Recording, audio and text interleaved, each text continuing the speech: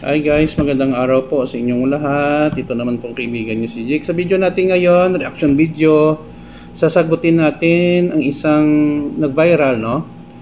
Na Camille Villar dodges question on Philippines-China stance. Hindi sinagot ni Congresswoman, Las Piñas Congresswoman Camille Villar ang tanong ng mga reporter regarding sa stance siya, kung pro-China siya or pro-Philippines.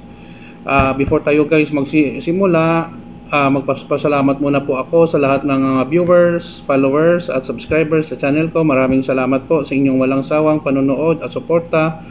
Kung bago lang kayo sa video na ito, paki-like lang po, share, and huwag kalimutang mag-subscribe.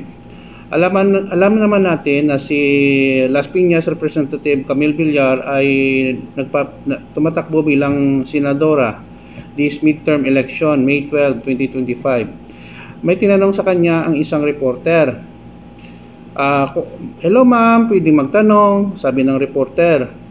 Pro-China or pro-Philippines? Alam niyo ba kung anong kanyang sinagot? Thank you while walking away. Naku po.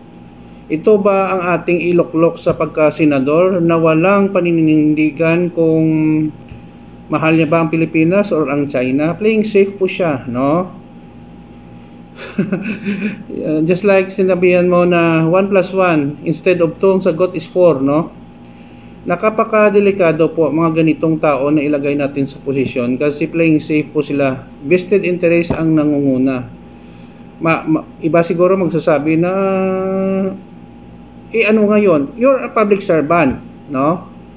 Dapat dapat the interest of the people ang iyong ilagay na una, no?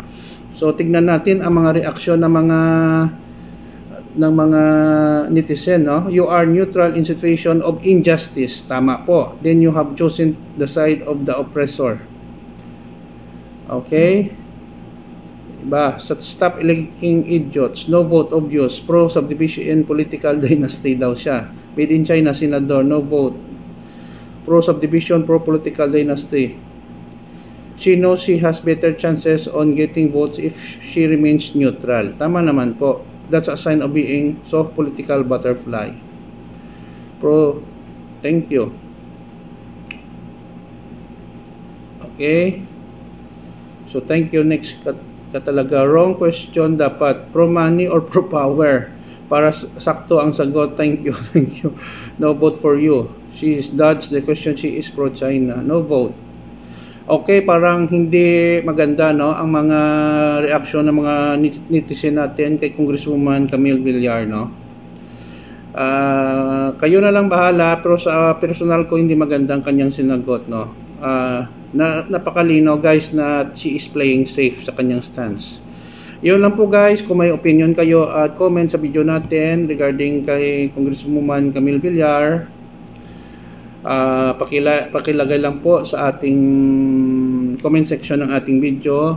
Maraming salamat po sa inyong pagmamahal sa channel ko. Please like, share, and huwag kalimutang mag-subscribe. Kita-kita po tayo guys sa sunod na video. Paalam!